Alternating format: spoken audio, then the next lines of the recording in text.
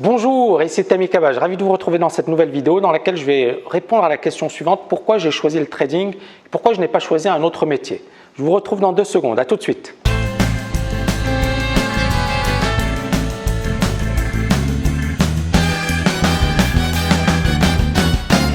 Rebonjour. Alors, excellente question, pourquoi j'ai choisi le métier de trader?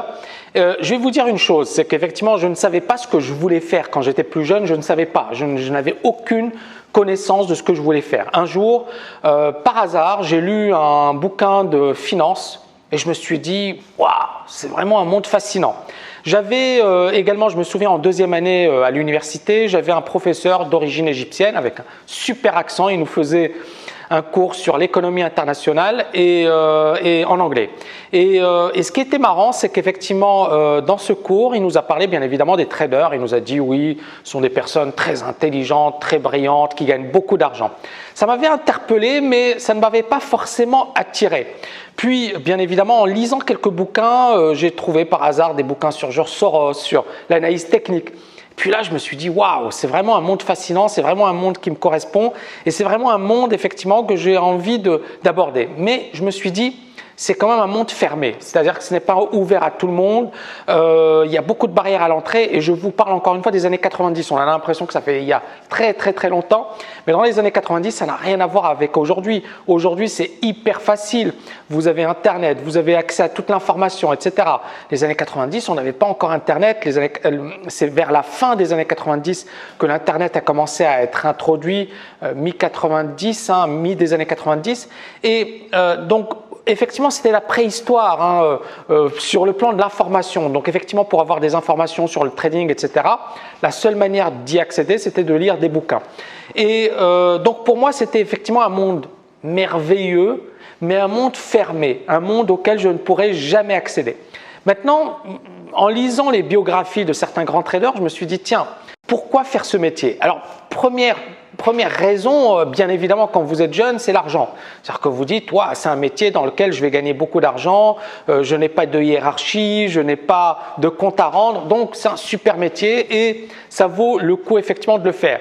Maintenant, bien évidemment, l'argent ne suffit pas. C'est pas parce qu'effectivement un métier vous permet de gagner de l'argent ou c'est pas parce que c'est l'un des métiers les plus rémunérés ou les mieux rémunérés de la planète que ça suffit comme réponse. Il fallait aller beaucoup plus loin. Donc la deuxième raison qui m'a réellement intéressé par le trading et les marchés, c'est le côté analytique. Voilà, il faut avoir une réflexion, il faut élaborer des stratégies, il faut aimer la recherche, il faut être curieux, d'accord? Donc moi, ça m'intéressait. Alors bien évidemment, j'ai beaucoup évolué depuis, mais au départ, voilà, ça faisait partie effectivement des raisons pour lesquelles j'étais attiré par le trading.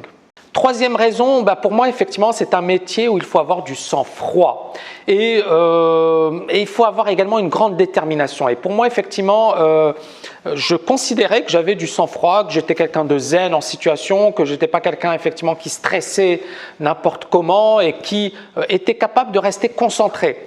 Et donc, je me suis dit, tiens, j'ai peut-être les qualités pour.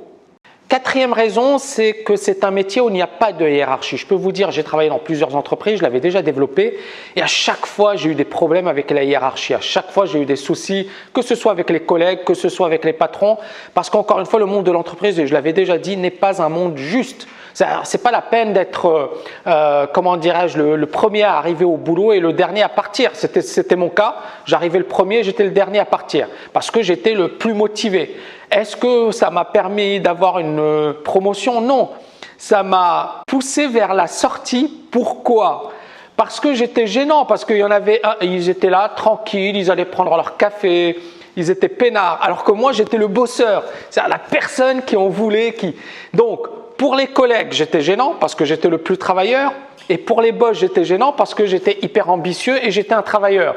Parce que pour les boss, ils préféraient avoir quelqu'un de moyen, qui ne faisait pas trop de vagues et qui n'allait pas devenir un concurrent potentiel.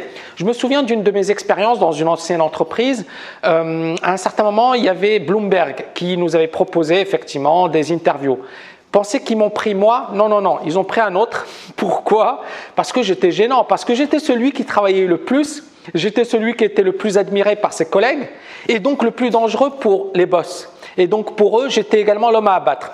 Ça peut vous paraître étonnant, mais quand effectivement vous êtes dans une entreprise, si vous êtes bon, voire très bon, c'est pas la peine de rester dans une entreprise. Vous ne ferez pas long feu. En fait, tout le monde essaiera de vous éliminer. Par contre, si effectivement vous êtes bon, très bon, et encore une fois, en étant humble, hein, l'idée c'est pas de dire voilà, mais à chaque fois que j'ai travaillé dans les entreprises, je peux vous dire que je produisais des résultats et je peux vous dire que j'essayais d'être le meilleur. Donc j'étais quand même compétitif. J'étais pas là pour rigoler ou pour… à chaque fois, ça m'a joué des tours. Et j'en ai tiré des leçons. C'est que si tu veux faire quelque chose, fais-le pour ton compte. Ne le fais pas pour les autres. Parce qu'effectivement, en le faisant pour les autres, finalement, ils ont profité de tout ce savoir-faire, de tout ce que j'ai accumulé. Alors qu'en le faisant pour moi, au moins, premièrement, j'ai ma propre philosophie, ma propre manière de travailler.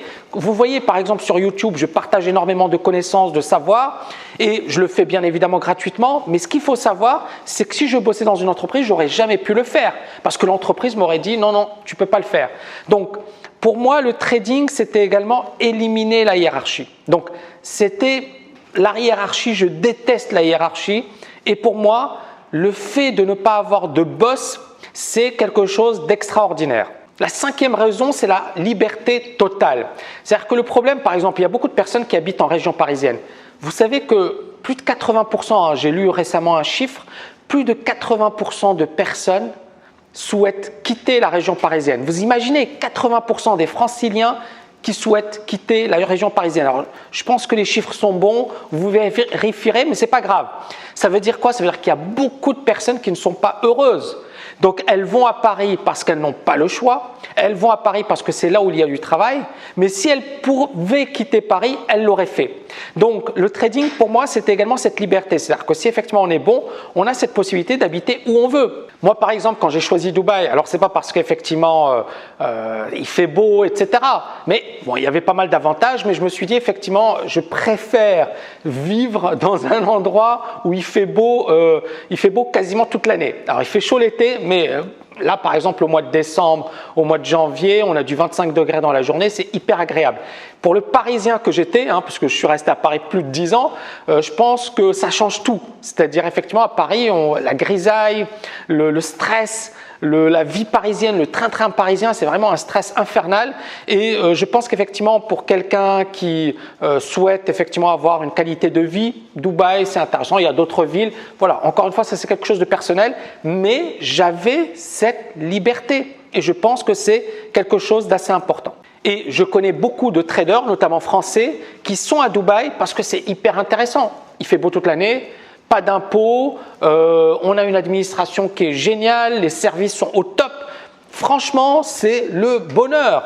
Maintenant, bien évidemment, voilà, il n'y a aucun endroit qui est parfait. Moi, je ne vais pas vous dire, mais bien évidemment, quand je compare la vie à Dubaï et la vie à Paris, pour moi, c'est le jour et la nuit. Paris, même si vous me payez aujourd'hui très très cher, je vous dirais non, ça ne m'intéresse pas d'y habiter.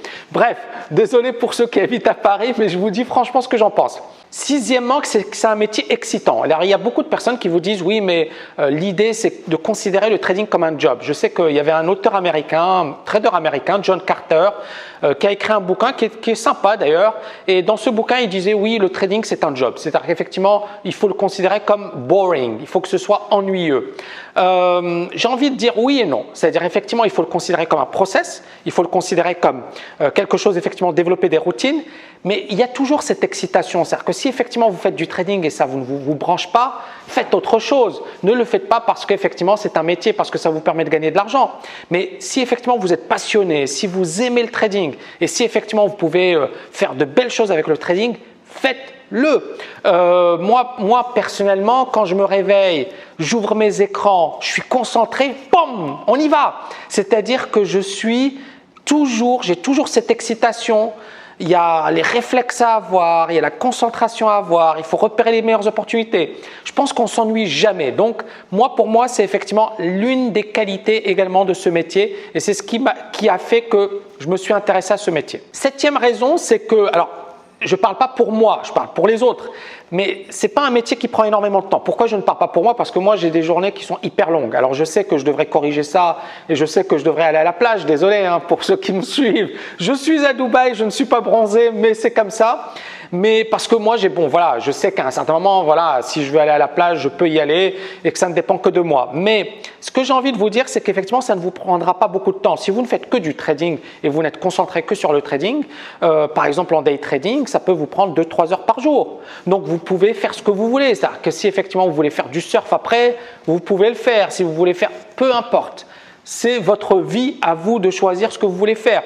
Mais ça ne vous prendra pas énormément de temps et je pense qu'effectivement, c'est un énorme avantage. Et enfin, pour conclure, je dirais que pour moi, effectivement, le trading présentait tous ses avantages. Le seul bémol, parce que pour moi, c'est un bémol quand même, c'est la solitude. C'est effectivement le fait d'être seul face à ces écrans. Alors, bien évidemment, il y a la possibilité de le corriger en travaillant dans une salle de marché, en travaillant dans une arcade. Ça, c'est quelque chose de possible. Sinon, bien évidemment, essayez d'organiser votre vie autrement. C'est-à-dire qu'il y a pire. Il y a des problèmes qui sont pires que la solitude. Maintenant, effectivement, l'individu aime rencontrer des gens, socialiser, etc. Et c'est vrai que le trading, c'est différent parce que contrairement aux autres jobs où vous vous réveillez tous les matins, vous allez au bureau, le trading, non, c'est à vous d'organiser votre emploi du temps. Et donc, j'ai envie de vous dire, à vous également d'organiser votre vie sociale. C'est vrai que vous ne subirez plus le train-train du quotidien. C'est vrai qu'à un certain moment, vous allez vous poser des questions, notamment, vous allez vous poser la question de savoir si c'est ce que vous voulez vraiment, mais je pense que c'est un faux problème. C'est-à-dire que si effectivement vous êtes bien organisé, il y a plein de choses à faire, à vous de vous organiser et de faire de votre vie ce que bon vous semble. J'espère que vous avez aimé cette vidéo. Je vous dis à très bientôt et n'oubliez pas de la liker. À bientôt.